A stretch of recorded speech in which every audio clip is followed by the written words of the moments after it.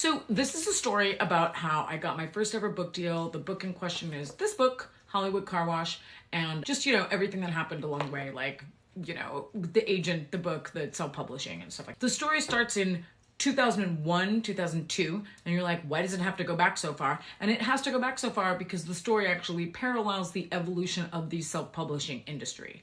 So in 2002, 2001, 2002, my husband and I were living in New York City. I was working in corporate America as like a content strategist, copywriter, like written in high school and college on newspapers, and I'd written for magazines. And I had always wanted to kind of write a whole book and get a book deal. And like, that's the dream when you're a writer, right? And I was living in New York City, so that was a really good place to do that. I had an idea for a nonfiction book, and if you don't know how like fiction versus nonfiction works, in a nonfiction book scenario, you would write a book proposal and then send that to an agent, and they would shop that to a publisher. And like I said, this is back in 2002, so there's no such thing as self-publishing, really.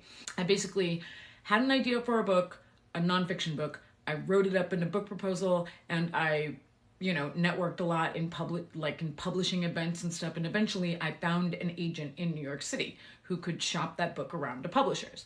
And that was like, I thought that was totally happening. And I was like, I'm arriving. That's it. So that book never went anywhere, sadly.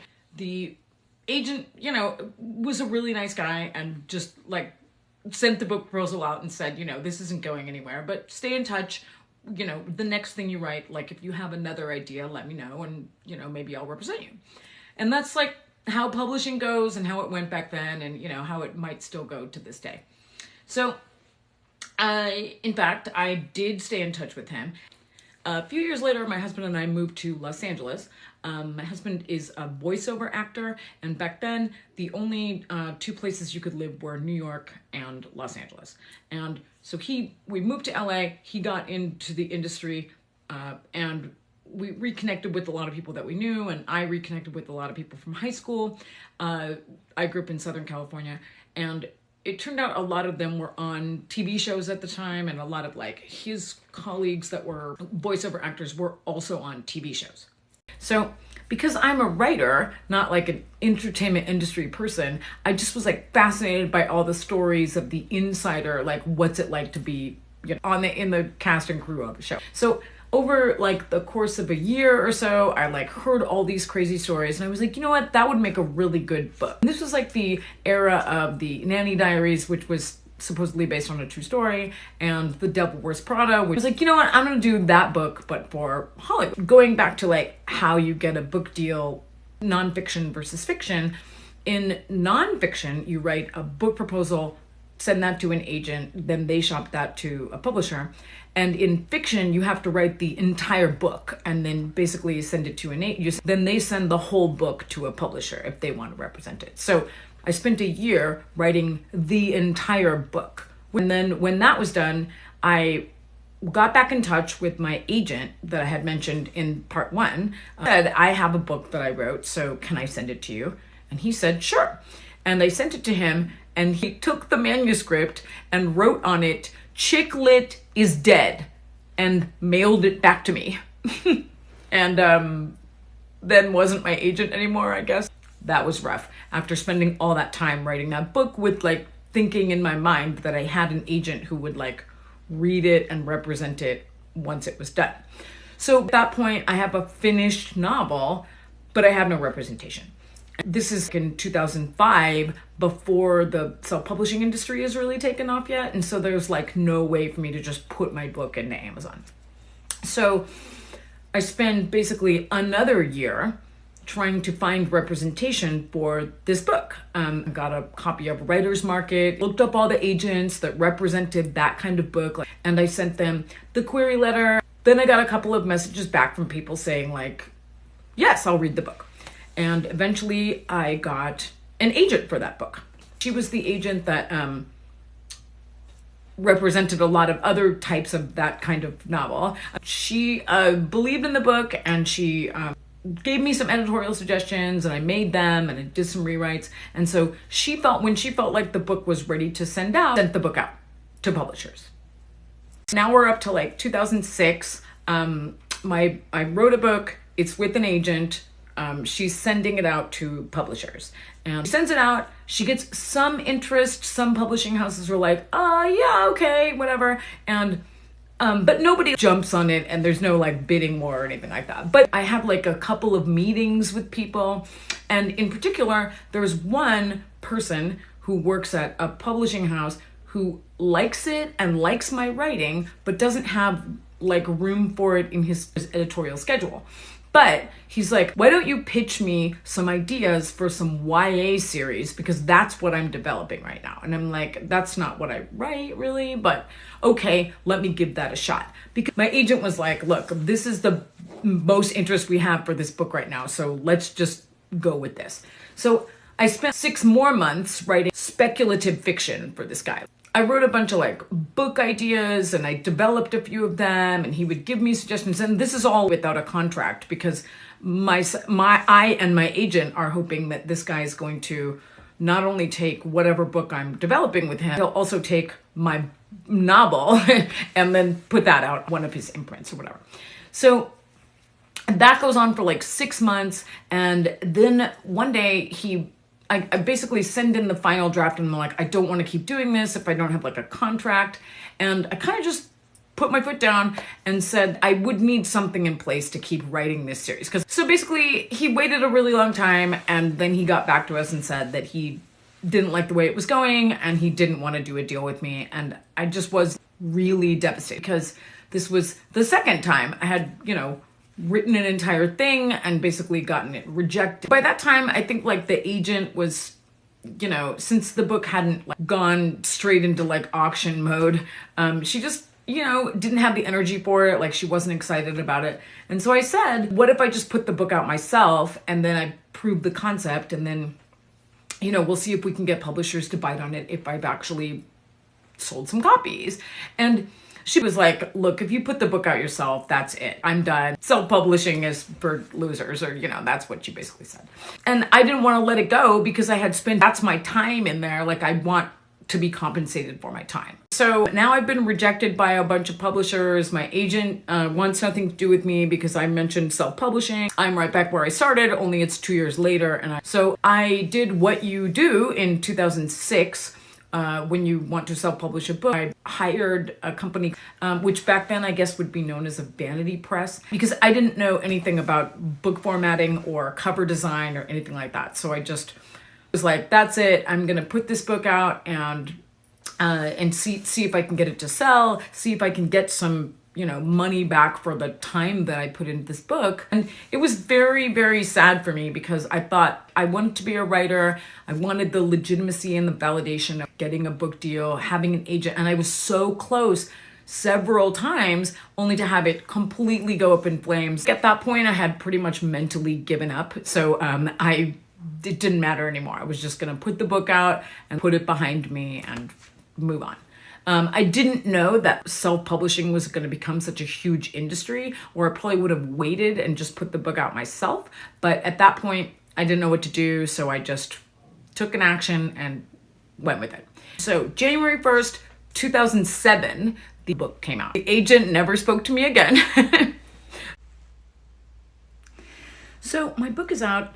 I've told friends and family about it. I've sold a few copies, but it's not really taking off. And that's when I come to a terrible conclusion that is a very common conclusion to come to for an indie or self-published author, which is just because your book is for sale and is findable in Amazon doesn't mean anyone's going to actually find it and buy it. That you actually need to put your book out there in some big way, or have some big marketing push in order to get the book going and to get people to buy it. So that was a rude awakening. And it kind of got me interested in book marketing and how to get your stuff out there as like an author. And so I'm thankful for that moment, but it was pretty jarring. Next, I will describe some embarrassing ways that I tried to market my book early on. Okay, so now I know I need to market my book. For some reason, I come up with the plan in my mind that my best course of action is going to be to become best friends with Perez Hilton. If you know the Perez Hilton lore, you know that Perez to blog all the time at this coffee bean and tea leaf in Los Angeles. In my mind, I think, oh, we're going to become best friends, and he's going to tell his whole audience about my book, and then my book will take off, and that's it. I thought, we have the same audience. Eventually, he's going to be like, hey, why don't I tell my audience about your book? And it was good in theory. So for weeks, I went down to the coffee bean and tea leaf. I got coffee. I sat there. He sat there. Eventually we were like, hi, how's it going? Whatever. And to Perez's credit, he always very, very nice. He didn't want to tell his audience about my book. And I'll tell you why. For one, I didn't have a following at the time, so there was nothing in it for him. And another thing, I wasn't a celebrity, so again, what was in it for him?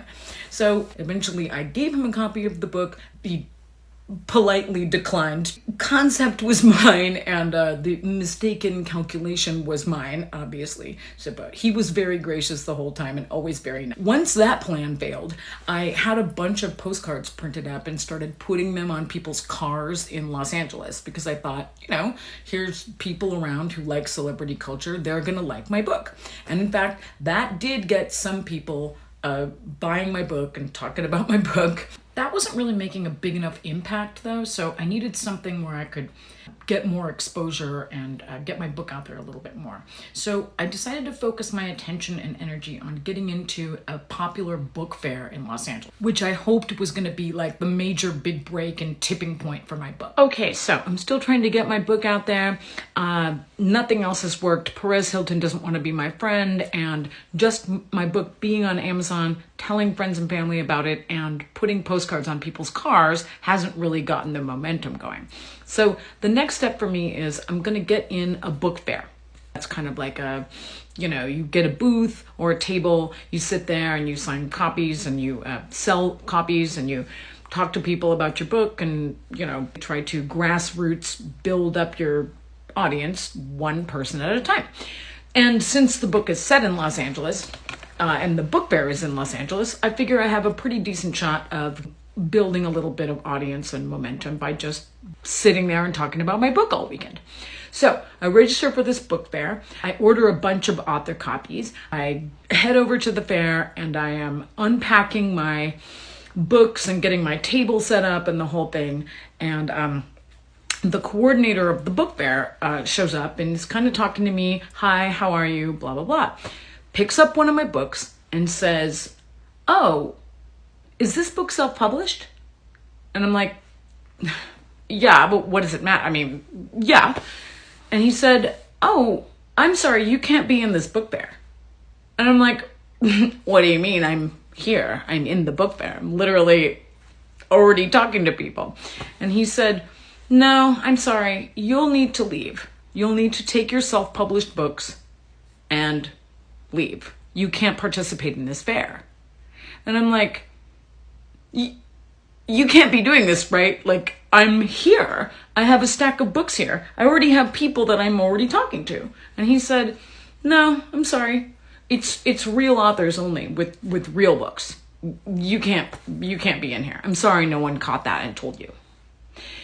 So watching me try not to cry, he just stands there as I pack up all my books and leave. And I went out to my car and sobbed. I mean, for, I don't know, an hour, however long the book fair was going on that I wasn't allowed to participate in. Because to him, an empty space would have been better than a self-published author.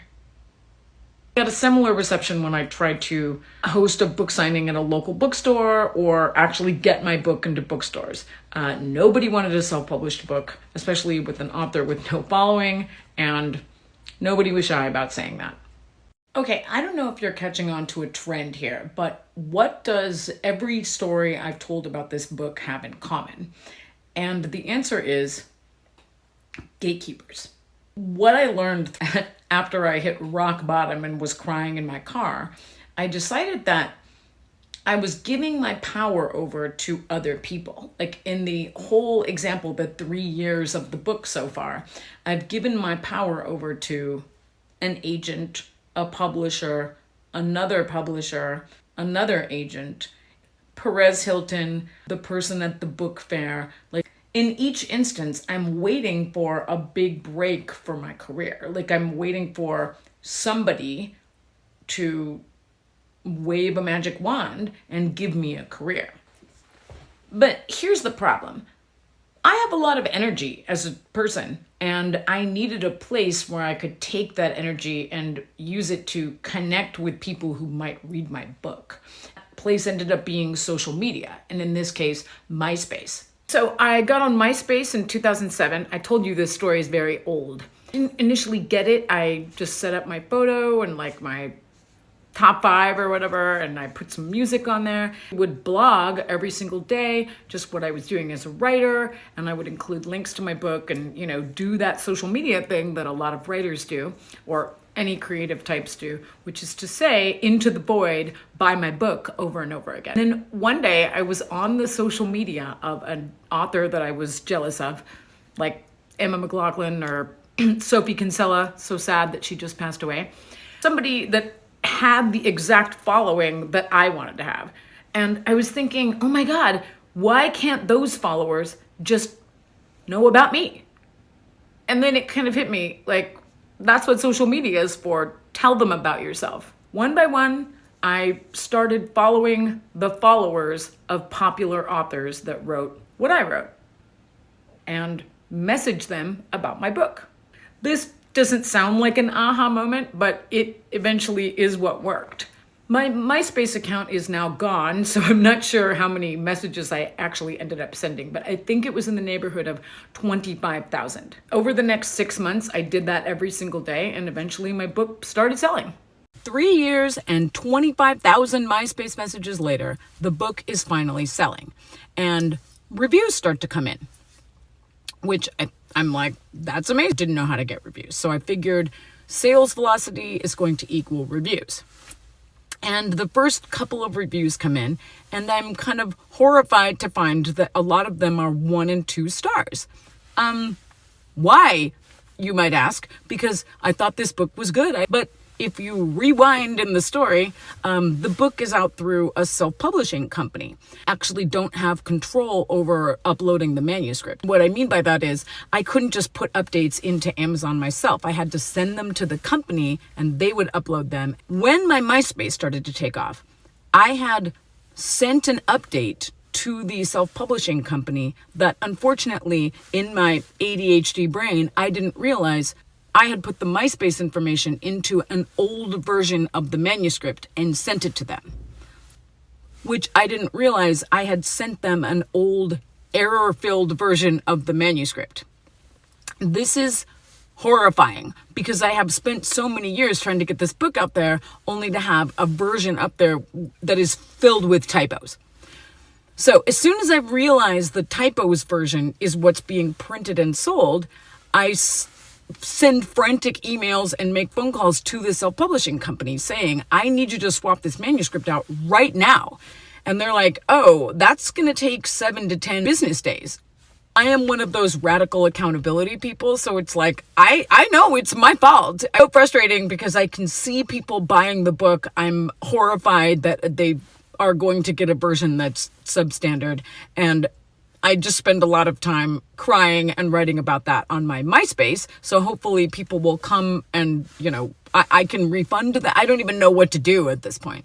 So eventually that problem gets worked out, but not before a ton of people leave 1 and 2 star reviews on the book, which I'm still like, the book to this day has like a 4-star overall rating because of that 2-week period when the wrong manuscript was being printed. So this would never happen in today's self-publishing environment because Amazon itself has a layer of kind of like proofreading when you upload a manuscript. So it will tell you if your book is filled with typos. But I guess the moral of the story is always proofread because what you don't want is to find something out in the reviews. Okay, now the story takes another turn, and that is one day in 2007, my husband finds an article in the New York Times about this publishing competition called Project Publish, which is being run by Simon & Schuster and a website called Media Predict. Here's the background on that, which I wrote up in notes form so I would explain it properly. Project Publish was an experimental publishing competition launched in 2007 by Simon & Schuster in partnership with the website called Media Predict. Instead of relying solely on editors' instincts, Simon & Schuster was testing whether a prediction market, similar to the stock exchange or election betting markets, could help identify books with commercial potential. Writers and agents submitted book proposals, which were posted on Media Predict's website. Members of the public were given fantasy money and asked to trade on which project they believed would succeed, meaning which books were likely to become finalists or become commercially successful. Simon & Schuster was trying to use real-time market predictive data to determine whether one of our book projects would actually sell. So basically, they're turning publishing into a commodities market, and since my book is already selling, it had the highest share price and ended up winning the competition and the book contract. So almost exactly 1 year after I put out the self-published version of Hollywood Car Wash, I won the Project Publish competition and ended up signing a deal with Simon & Schuster's imprint, Touchstone Fireside, to re-release that book. The first thing I did after I won the competition and got the book contract was to get myself a brand new agent. And was that one of the agents from previously in the story? No, it was not, because those people didn't believe in me. So I got a new agent, which is surprisingly easy to do when you walk in with a book contract, by asking friends of friends if anyone knew an agent, which is what I should have done 4 years before. But anyway, I got a very nice agent who is still my agent to this day, although I'm mostly indie published, so he doesn't really work with me on anything, but he's very nice. Is this story still going? Yes, it is, because once Simon & Schuster buys the book, they have me withdraw it from sale from Amazon. And I don't know if you know this, but when your book is selling well on Amazon, Amazon actually pre-prints some of the copies, even though they say they're print on demand. The book is self-published and you take it off of sale, it still sells for a little while. So we had to deal with the problem of there being a backlog of books, which I ended up having to buy myself out of. So every time a book would appear, I would have to buy it. And I'm not talking about the reseller books that, are on your listing. I'm talking about actual copies that were still at Amazon. So I had to do that. And then I had to send them my manuscript, and then I got paid part of my advance. And then I entered into what I didn't know was going to be a very long developmental edit. I kind of thought that since the book was already for sale and it was good, it won a competition and everything, Simon & Schuster was gonna kind of just push it through, and that's not what happened. And I ended up having to rewrite the whole book again over the course of about 9 months to get paid the rest of my advance. Now, we're into year 4 or 5 of this book. So am I sick of this book by now? Kind of. So I'm kind of burned out on this book, but I have to keep doing it because now I have an actual book contract with the publisher. So I pushed through and delivered the manuscript in 2008. And in the next video, we'll talk about what happened when it was re-released in May of 2009. So in May of 2009, Hollywood Car Wash was re-released by Simon & Schuster.